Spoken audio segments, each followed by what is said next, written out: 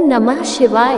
श्री शिव पुराण रुद्र संहिता प्रथम खंड अध्याय 4। नारद जी का भगवान विष्णु को क्रोध पूर्वक फटकारना और शाप देना, फिर माया के दूर हो जाने पर पश्चाताप पूर्वक भगवान के चरणों में गिरना और शुद्धि का उपाय पूछना तथा भगवान विष्णु का उन्हें समझा बुझाकर शिव का महत्व जानने के लिए ब्रह्मा जी के पास जाने का आदेश और शिव के भजन का उपदेश देना।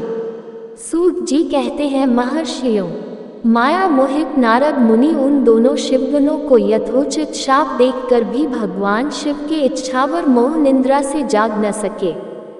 वह भगवान विष्णु के किए हुए कपट को याद करके मन में क्रोध लिए विष्णु लोक को गए और संविदा पाकर प्रचलित हुए अग्निदेव की भांति क्रोध से जलते हुए बोले। उनका ज्ञान नष्ट हो गया था, इसीलिए वे दुर्वचन पूर्ण व्यंग सुनाने लगे। नारद जी ने कहा, अरे तुम बड़े दुष्ट हो, कपटी हो और समस्त विश्व को मुंह में डाले रहते हो। दूसरों का उत्साह है या उत्कर्ष तुमसे सहा नहीं जाता। तुम मायावी हो, तुम्हारा अंतःकरण मलिन है। पूर्व काल में तुम्ही ने मोहिनी रूप धारण करके कपट किया, असुरों को वरुणी मदिरा पिलाई, उन्हें अमृत नहीं पीने दिया। छल कपट में ही अनुराग रखने वाले हो। यदि महेश्वर रुद्र दया करके विष न लेते तो तुम्हारी सारी माया उसी दिन समाप्त हो जाती। विष्णु देव कपट पूर्ण चाल तुम्हें अधिक प्रिय है। तुम्हारा स्वभाव अच्छा नहीं है तो भी भगवान शंकर ने तुम्हें स्वतंत्र बना दिया है। तुम्हारी इस चाल डाल को समझकर अब वे भगवान शिव भी पश्चाताप करते होंगे। अपनी वाणी रूप वेद की प्रामाणिकता स्थापित करने वाले महादेव जी ने ब्राह्मण को सर्वोपरि बताया है। अरे इस बात को जानकर आज मैं बलपूर्वक तुम्हें ऐसी सीख दूंगा जिसे तुम फिर कभी कहीं भी ऐसा कर्म नहीं कर सकोगे। अब तक तुम्हें किसी शक्तिशाली या तेजस्वी पुरुष से पाला नहीं पड़ा था, इसलिए आज तक तुम निडर बने हुए हो, परंतु विष्णु अब तुम्हें अपनी करनी का पूरा फल मिलेगा।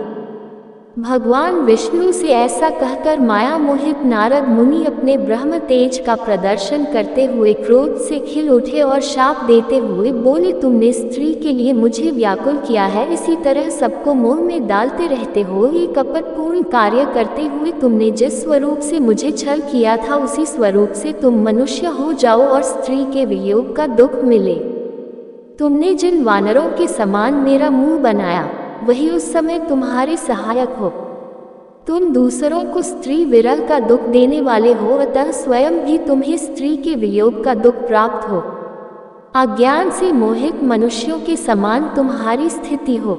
अज्ञान से मोहित हुए नारद जी ने मुख से श्रीहरि को जवाब दिया। तब उन्होंने शंभु की माया की प्रशंसा करते हुए उस शाप को स्वीकार कर लिया। तब महालीला करने वाले शंभु ने अपनी उस विश्वमोहिनी माया को, जिसके कारण ज्ञानी भी मोहित हो गए थे, खींच लिया। माया के तिरोहित होते ही नारद जी पूर्ववत शुद्ध बुद्धि से युक्त हो गए।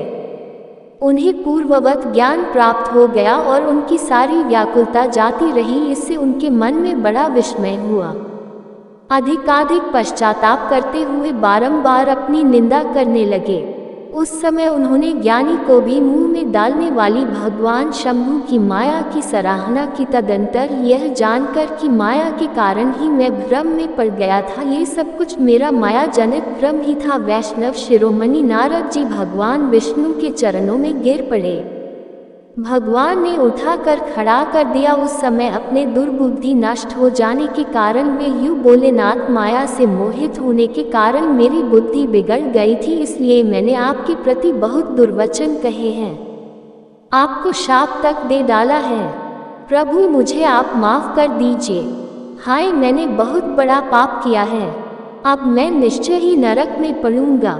हरि, मैं आपका दास हूँ, बताए मैं क्या उपाय, कौन सा प्रयास करूं जिससे मेरा पाप समूह नष्ट हो जाए और मुझे नरक में न गिरना पड़े।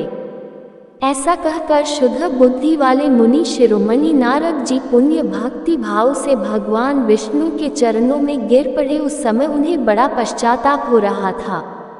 तब श्री विष्णु ने उन्हें उठाकर मधुर वाणी में कहा। भगवान विष्णु बोले, नाथ, खेद न करो, तुम तो मेरे भक्त हो, इसमें संशय नहीं है। मैं तुम्हें एक बात बताता हूँ, सुनो।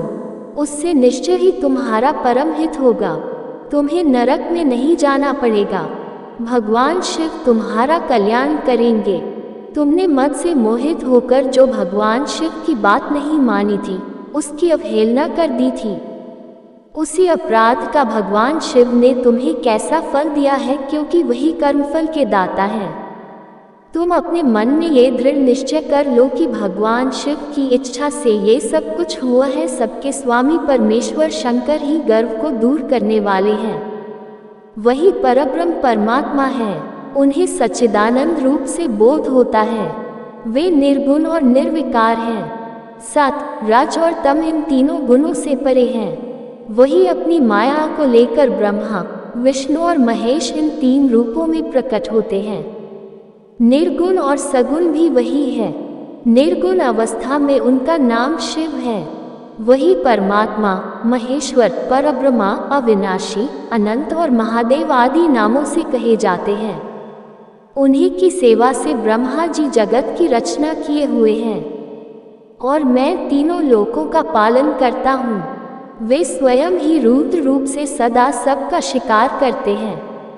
वह शिव स्वरूप से सबके साक्षी हैं। माया से भिन्न और निर्गुण हैं। स्वतंत्र होने के कारण भी अपनी इच्छा के अनुसार चलते हैं। उनका विहार, आचार, व्यवहार उत्तम है और भक्तों पर दया करने वाले हैं। नारद मुनि, मैं तुम्हें एक सुंदर उपाय बताता हूँ जो सुखद समस्त पापों का नाश और सदा भोग एवं मोक्ष को देने वाला है। तो मुझे सुनाओ व अपने सारे भक्तों को जाकर तुम भगवान शंकर के सुयश का गान करो और सदा अनन्य भाव से शिव के शतनाम स्तोत्र का पाठ करो। मुनि, तुम निरंतर उन्हीं की उपासना और उन्हीं का भजन करो। उन्हीं के यश को सुनो और गाओ तथा प्रतिदिन उनकी पूजा अर्चना करते रहो। नारद जो शरीर, मन और वाणी द्वारा भगवान शंकर की उपासना करता है, उसे पंडित या ज्ञानी जानना चाहिए। वह जीवन मुक्त कहलाता है। शिव इस पाप रूपी दावानल से बड़े बड़े पातकों के असंख्य पर्वत अनायास ही भस्म हो जाते हैं। ये सत्य है, सत्य है। इसमें संशय नहीं है। जो भगवान शिव के नाम रूपी नौक का आश्रय लेते हैं, वे संसार सागर से पार हो जाते हैं। संसार की मूलभूत उनके सारे पाप निसंदेह नष्ट हो जाते हैं। महामुने, संसार की मूलभूत जो पातक रूपी वृक्ष है, उनका शिव नाम रूपी कुठार से निश्चय ही नाश हो जाता है। पाप रूपी दावानल से पीड़ित है, उन्हें शिव नाम रूपी अमृत का पान करना चाहिए। पाप दावाग्नि से दग्ध होने वाले प्राणियों को उस शिव नाम के बिना शांति नहीं मिल सकती। संपूर्ण वेदों का अवलोकन करके पूर्ववर्ती विद्वानों ने यही निश्चय किया है कि भगवान शिव की पूजा ही उत्कृष्ट साधन तथा जन्म मरण रूपी संसार बंधन के नाश का उपाय है। आज से यत्न पूर्वक सावधान रहकर विधि विधान के साथ भक्ति भाव से नित्य निरंतर जगदम्बा पार्वती सहित महेश्वर सदाशिव का भजन करो। नित्य शिव की कथा सुनो और कहो तथा अत्यंत यत्न करके बारंबार शिव भक्तों का पूजन किया करो। मुनि श्रेष्ठ, अपने हृदय में भगवान शिव के उज्ज्वल चरणारविंदों की स्थापना करके पहले शिव के तीर्थों में विचरो। मुनि, इस प्रकार परमात्मा शंकर में अनुपम मन करते हुए अंत में आनंदवन काशी को जाओ। वह स्थान भगवान शिव को बहुत ही प्रिय है। वहाँ भक्ति पूर्वक विश्वनाथ जी का दर्शन पूजन करो। विशेषत उनकी स्तुति वंदना करके तुम निर्विकल्प संशय रहित हो जाओगे। नारद जी, इसके बाद तुम्हें मेरी आज्ञा से भक्ति पूर्वक अपने मनोरथ की सिद्धि के लिए निश्चय ही ब्रह्मलोक में जाना चाहिए। वहाँ अपने पिता ब्रह्मा जी की विशेष रूप से स्तुति वंदना करके तुम्हें प्रसन्नता पूर्वक बारंबार शिव महिमा के विषय में प्रश्न करना चाहिए। ब्रह्मा जी शिव भक्तों में श्रेष्ठ हैं। वे तुम्हें बड़ी प्रसन्नता के साथ भगवान शंकर का महत्व और शतनाम स्तोत्र सुनाएंगे। आज से तुम शिव आराधना में तत्पर रहने वाले शिव भक्त हो जाओ और विशेष रूप से मोक्ष के भागी बनो। भगवान शिव तुम्हारा कल्याण करेंगे। इस प्रकार भगवान विष्णु नारद मुनि को प्रेम पूर्वक उपदेश देकर श्री शिव का स्मरण वंदन और स्तवन करके वहां से अंतर्ध्यान हो गए। ऐसी और कथा सुनने के लिए हमारे चैनल को लाइक शेयर और सब्सक्राइब कर लें और बेल आइकन को क्लिक कर दें। धन्यवाद। आपका दिन शुभ रहे।